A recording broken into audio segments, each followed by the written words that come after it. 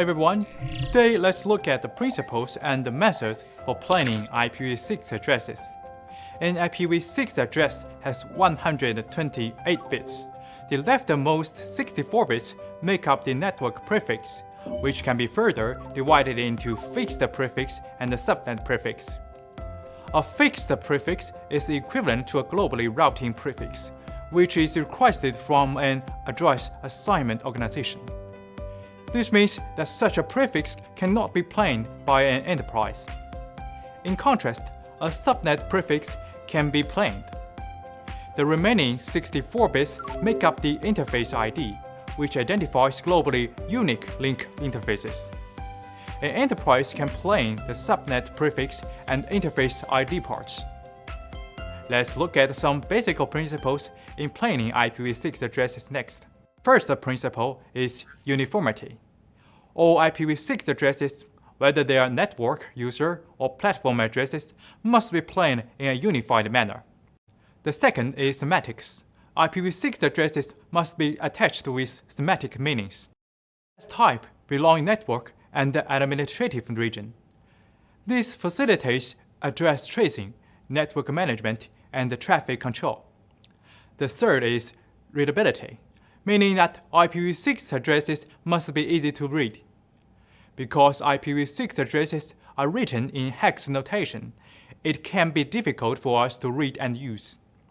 To help get around this, it's best to plan addresses separately with 4 bits as a group. In this way, we can easily identify any changed part or part that needs to be encoded. In addition, addresses planned like this are also simple in expression. Fourth, uniqueness. IPv6 addresses include globe unicast addresses, unique local addresses, and link local addresses. A globe unicast address is globally unified. A unique local address is equivalent to a private IPv4 address. A link local address is also globally unique, but used only by the local link. Considering that the IPv6 address space contains sufficient addresses, we recommend using global unicast addresses for planning, because it is inconvenient to ping or access a link local address from an external network. This, however, is not a fixed rule. Enterprises can choose address type based on their real-world situations. For example, enterprises can select global unicast addresses to access the internet while selecting unique local addresses for their internal production services. Fifth, classification. Addresses must be categorized first by purpose, then type, and lastly region. Categorizing them by purpose means that network, user, and platform addresses need to be planned separately to facilitate independent aggregation and advertisement of addresses. For example, on the network shown in this figure, service addresses on the network can be advertised after being aggregated. And the policies can also be applied to limit the traffic from external networks to visit the addresses on this network. The latter improves network security.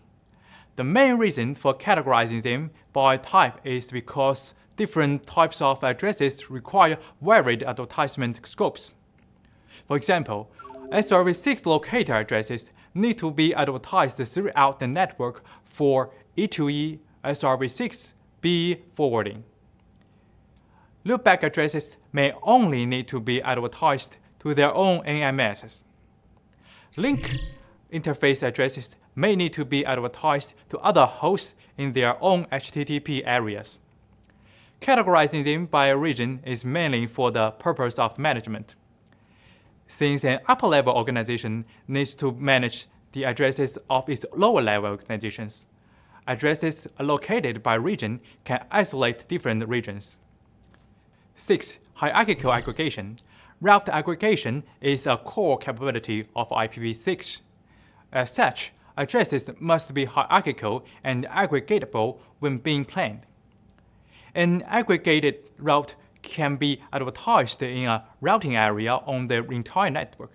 In this way, devices only need to learn the aggregate route rather than all specific routes throughout the network. This exponentially reduces the number of routes to be learned, simplify the network. Another benefit is that routing policies and the traffic control can be implemented across different networks. Furthermore, if route flapping or another fault occurs in one IGP area, this fault is effectively isolated from other IGP areas. This figure shows an example of hierarchical address planning. The backbone network and the metro network are each allocated with independent area space.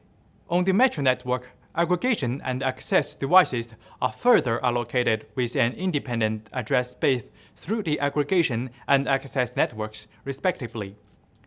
7th, easy to use. We should take future service application into account when planning addresses.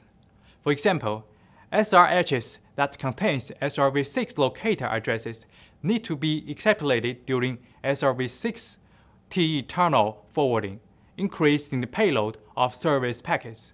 This makes forwarding less efficient.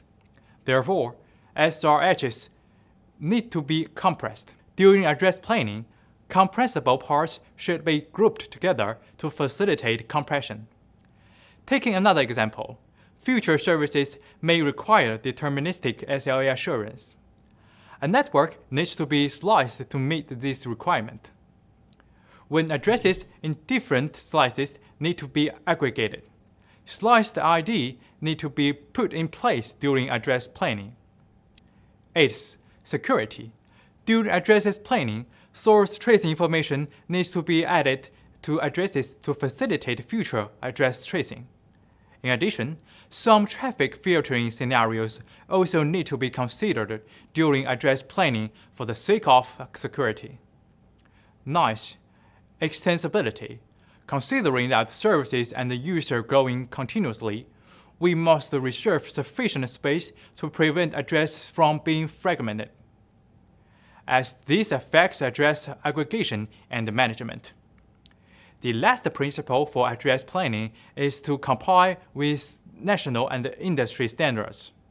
For example, for Chinese carriers, their address classification and coding must comply with the standards of China's communication industry.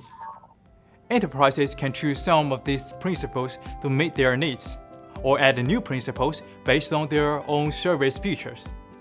That's all for this video on the basic principles for IPv6 address planning. Thank you for watching.